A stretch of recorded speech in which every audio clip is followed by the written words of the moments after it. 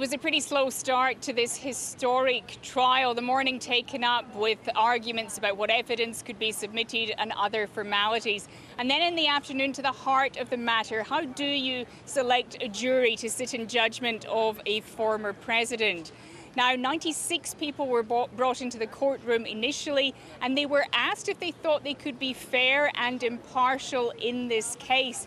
More than half said they didn't think they could be, and they were immediately excused. Now, we don't know the reasons why they think they can't be fair and impartial, but we do know that Donald Trump and his team have repeatedly said that they feel that they won't get a fair trial in New York, the city that made the businessmen, the former reality TV stars, heavily Democratic, and they argue he should be tried elsewhere.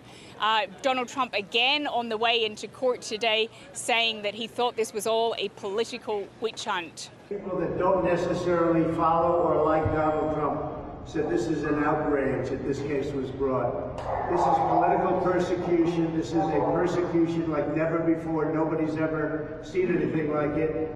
Now, jurors who remained were asked to provide details about themselves. They used a questionnaire to do that. They were asked about their education, about their employment, about their hobbies, about which media they consumed, and you could almost hear an audible sigh from the defence table as many of the few who were vetted today, we just got through a handful today, said that they read the New York Times, they watched CNN, they listened to NPR radio. But the judge has said it's not about which way you lean, it's about whether you can apply the law fairly and impartially.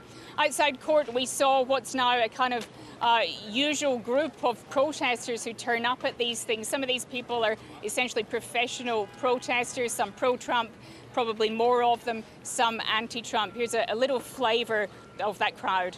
I've come to show support for President Trump. What's going on in that courthouse is a total sham, and it's important that we show support for him. He has always had our back. It's about injustice done to Trump.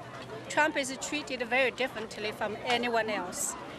We believe that Alvin Bragg has a good case and that there will be a fair jury of New Yorkers there to judge the information and the law and make a decision.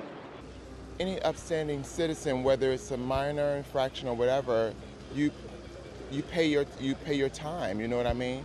And it doesn't matter who you are. Now, this case could last about 6 weeks. Jury selection alone, as we saw today, is likely to drag on for quite some time. And there was one juror asking about a wedding he had to attend on June the 8th. And the judge said that he hoped to be done by then, but he couldn't guarantee it.